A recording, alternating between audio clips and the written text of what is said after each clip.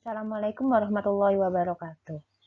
Perkenalkan, nama saya Ima dari Fakultas Farmasi Unair. Kali ini, saya akan mereview sebuah jurnal yang berjudul Shaping the Future of Probiotics and Prebiotics. Perkembangan terkini dan berkelanjutan dalam ilmu mikrobioma memungkinkan batas baru penelitian untuk probiotik dan prebiotik, mulai dari jenis, mekanisme, dan aplikasi baru yang saat ini diteliti memiliki potensi untuk mengubah pemahaman ilmiah serta aplikasi nutrisi dan perawatan kesehatan dari ilmu ini. Bisa dilihat pada gambar, berikut adalah perluasan dari aplikasi di bidang ini, mulai dari makanan, kosmetika, alternatif solusi kesehatan, dan masih banyak lagi yang akan direview dalam jurnal ini secara menyeluruh. Tapi tidak hanya hal-hal itu tadi, melainkan juga bidang regulasi, kebijakan yang juga mengalami perubahan yang signifikan. Selain probiotik dan prebiotik, berbagai spesies kandidat bermunculan pada niche mikroba dan host target berbasis data yang baru. Modulasi mikrobioma yang sedang berkembang termasuk simbiotik, postbiotik, konsorsium mikroba, produk bioterapeutik hidup, dan organisme yang dimodifikasi secara genetik dengan polifonol, serat, dan fermentasi makanan, dan masih banyak yang lainnya. Sebelum membahas rincian masing-masing dari gambar berikut, mari kita ketahui dulu latar belakang mengenainya. Latar belakang dan status saat ini. Apa itu probiotik? Probiotik adalah mikroorganisme hidup yang bila diberikan jumlahnya secara tepat dapat memberikan manfaat kesehatan terhadap hostnya. Dan apa itu prebiotik? Prebiotik adalah substrat yang selektif dimanfaatkan oleh mikroorganisme memberikan keuntungan dalam kesehatan. Status keduanya telah menerima perhatian yang meningkat. Sejalan dengan kemajuan ilmunya, kesadaran publik dan penerimaan terhadap probiotik dan prebiotik juga terus berkembang. Bahkan di pertumbuhan industri, probiotik diperkirakan sebesar 7% per tahun, sedangkan perkiraan pertumbuhan prebiotik akan terus meningkat sebesar 12,7% selama 8 tahun ke depan. Lebih rinci pada gambar ini dapat kita lihat beberapa sumber probiotik dan prebiotik. Untuk sumber prebiotik ada di dalam tumbuhan dan jamur, terutama food waste di mana sumber tersebut berfokus pada keberlanjutan atau sustainability. Terdapat 1,3 miliar ton limbah makanan dihasilkan setiap tahunnya. Ini dapat dimanfaatkan sebagai sumber bahan bioaktif alami. Probiotik di masa depan juga dapat dimodifikasi secara kimiawi atau struktural dengan penerapan sonikasi, aplikasi tekanan tinggi, asam, enzim, dan oksidasi untuk memodifikasi fungsionalitasnya. Bahkan, hingga Desember 2020, terdapat 245 uji klinis yang terdaftar yang telah dievaluasi lengkap bermanfaat pada penuaan, autisme, kanker usus besar, dermatitis atopik, dan beberapa kondisi lainnya. Untuk sumber probiotik, mempengaruhi mikroba lain di dalam host seperti saluran uri genital wanita, rongga mulut, dan kulit. Sebagai contoh, glukomanan prebiotik dan hidrolisat yang telah terbukti memodulasi mikrobioma kulit dan mengurangi jerawat ketika diberikan secara topikal. Mekanisme kerja probiotik dan prebiotik. Probiotik dan prebiotik adalah mekanismenya sangatlah kompleks, beragam, heterogen, dan strain spesifik terhadap senyawa. Untuk probiotik berinteraksi dengan host dan mikrobioma melalui efektor molekuler yang ada pada struktur sel atau disekresikan sebagai produk metabolik. Lalu metabolit probiotik dapat bekerja pada mikrobiota dengan interaksi cross-feeding, perubahan lingkungan mikrogastrointestinal, misalnya penurunan pH, persaingan untuk nutrisi dan tempat pengikatan dan penghambatan pertumbuhan melalui produksi senyawa antibakteri strain spesifik, termasuk bakteriosin. Berkenaan dengan sel host, molekul efektor probiotik dapat berinteraksi langsung dengan reseptor di epitel usus, enteroendokrin, dan sel imun, serta serat aferen vagal. Interaksi ini menghasilkan efek lokal pada usus, seperti peningkatan integritas, penghalang usus, dan peradangan, serta efek sistemik melalui mediator kekebalan tubuh, endokrin, dan sistem saraf. Untuk efek probiotik, secara klasik dimediasi melalui konsumsi substrat oleh kelompok tertentu dalam mikrobiota untuk mendorong pertumbuhan dan aktivitas metaboliknya. Produk sampingan utama dari metabolisme prebiotik adalah SCFA asetat atau asam lemak rantai pendek yang merupakan hasil fermentasi. Selain itu juga, produk sampingan utama metabolisme prebiotik adalah butirat propionat yang dikenal baik untuk berinteraksi dengan sistem host dan memfasilitasi banyak efek pada prebiotik. Selain efek nutrisi pada mikroba, molekul probiotik juga dikenal untuk berinteraksi langsung dengan reseptor pada host, memodulasi kekebalan dan sinyal sel epitel usus dengan efek lokal pada peradangan dan fungsi penghalang. Kali ini akan saya bahas lebih dalam mengenai probiotik itu. Berikut contoh probiotik, yaitu Lactobacilli, Bifidobacteria, dan bakteri penghasil asam laktat atau BAL yang telah digunakan sebagai probiotik. Contoh lain dan perkembangan lain dalam sequencing genom lengkap yang terjangkau dan metode budidaya yang kuat telah memungkinkan isolasi dan karakterisasi berbagai mikroorganisme baru dari mikrobiom manusia dengan manfaat kesehatan dan peluang untuk dikembangkan sebagai probiotik generasi berikutnya. Dan berikut adalah contoh generasi berikutnya seperti Rosburgia intestinalis, Faecalibacterium prausnitzii, Eubacterium spp, Bacteroid spp, dan Akkermansia mucinilia yang telah diisolasi dari usus manusia. Mengubah spesies ini menjadi probiotik yang layak secara industri menghadirkan tantangan tersendiri karena kebutuhan akan media pertumbuhan yang kaya dan layak dan kondisi anaerobik yang menambah biaya dan kompleksitas.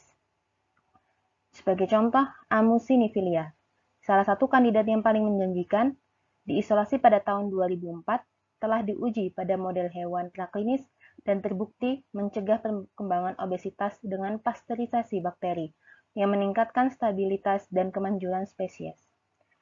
Amuciniphila ini sudah ada di pasaran dalam bentuk sediaan simbiotik dengan multispesies yang mengandung inulin dan bakteri anaerob lainnya. Dan ini terbukti meningkatkan kadar glukosa pada penderita diabetes tipe 2. Penemuan spesies baru lainnya, sebagai contoh, isolat komensal kulit Staphylococcus hominis yang bermanfaat untuk eksim dan dermatitis atopik. Untuk selanjutnya, mari kita ulik juga lebih dalam mengenai prebiotik. Prebiotik adalah karbohidrat yang difermentasi secara selektif yang bekerja di usus besar. Contohnya, dan memodulasi tingkat Lactobacilli dan Bifidobacteria yang menetap sehingga menimbulkan efek kesehatan. Dalam beberapa tahun terakhir,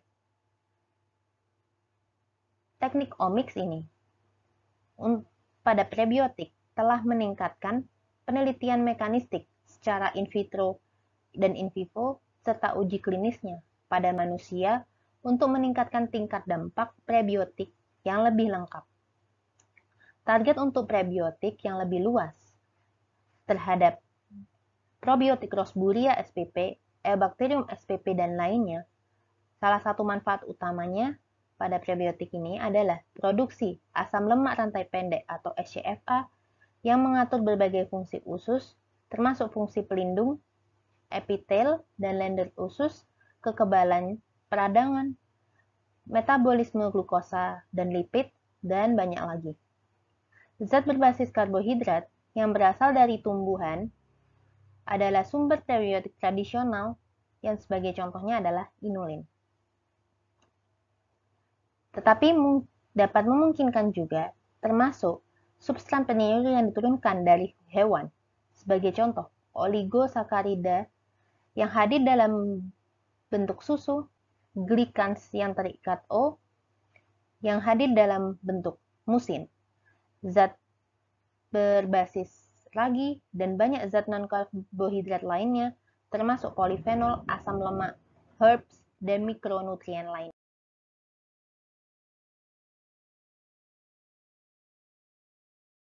Berikut adalah skema atau gambar contoh-contoh probiotik, prebiotik, dan bidang-bidang yang ada hubungan antara keduanya. Sebagai contoh, bakteri penghasil asam laktat atau BAL yang juga dikategorikan sebagai makanan yang difermentasi.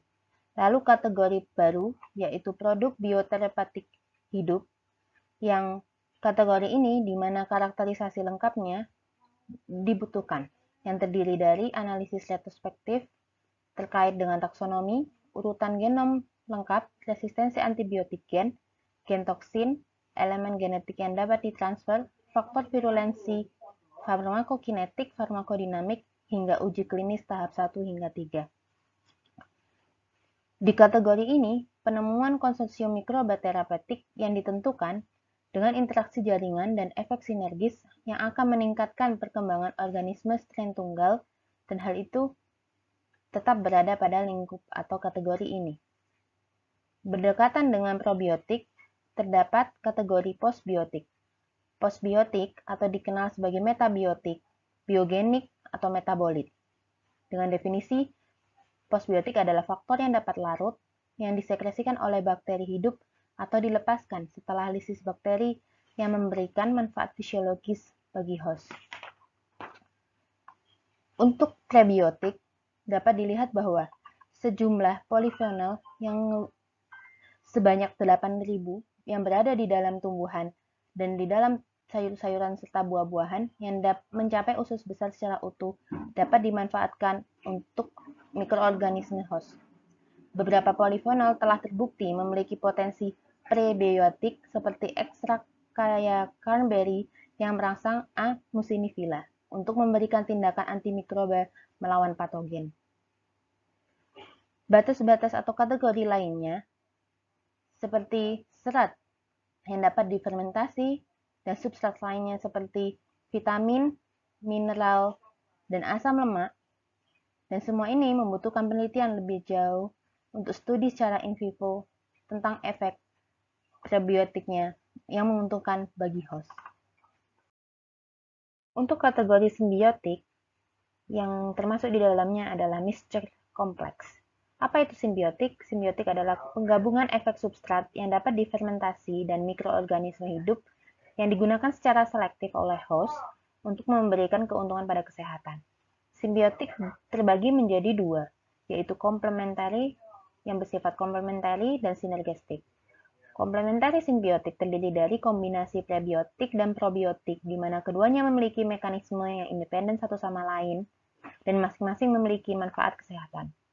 Untuk sinergistik simbiotik yang terdiri dari substrat difermentasi untuk pembawaan mikroba hidup, di mana substrat dan mikroba masing-masing bisa jadi memiliki atau tidak memiliki manfaat kesehatan, tapi saat digabungkan memiliki manfaat kesehatan sendiri.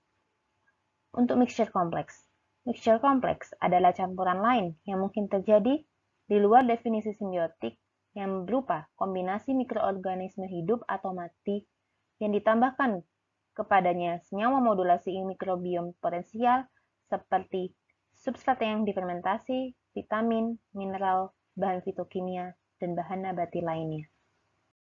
Bagaimana tantangan kesehatan global yang memanfaatkan probiotik dan prebiotik ini? Tantangan global yang saat ini kita hadapi adalah munculnya patogen yang resisten antimikroba.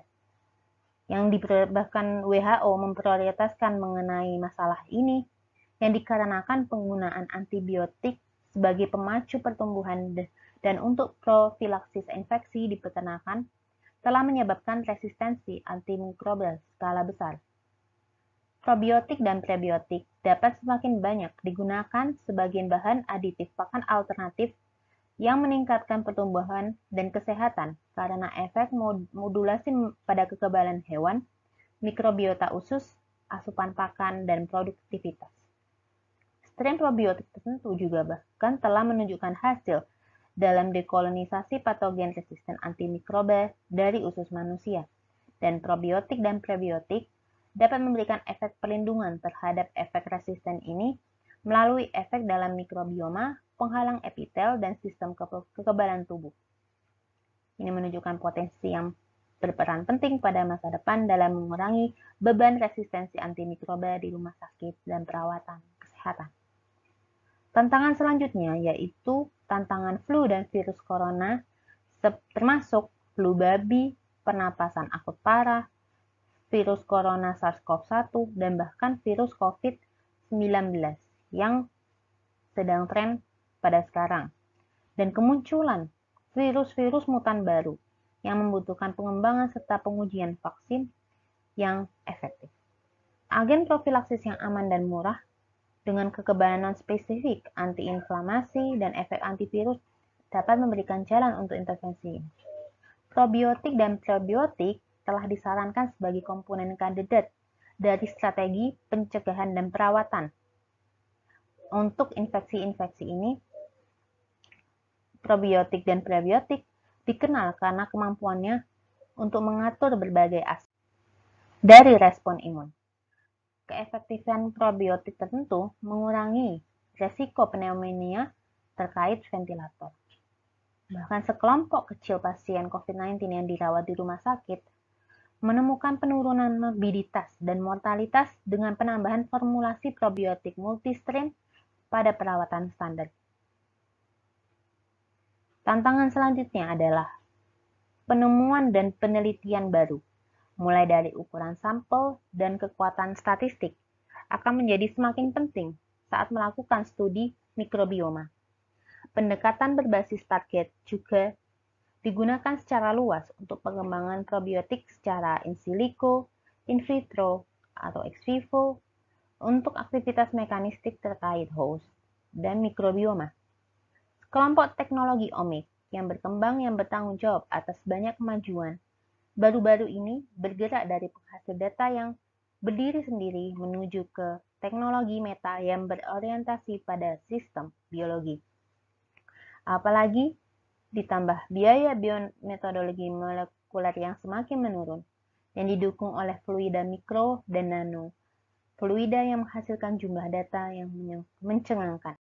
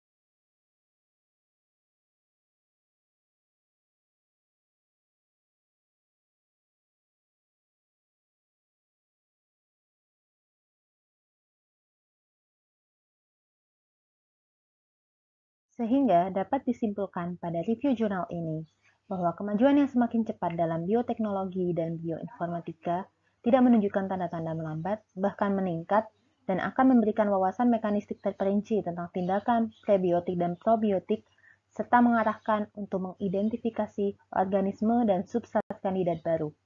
Teknik penemuan dan validasi akan terus mengalami perbaikan, peningkatan reliabilitas, dan reproduktivitas temuan studi.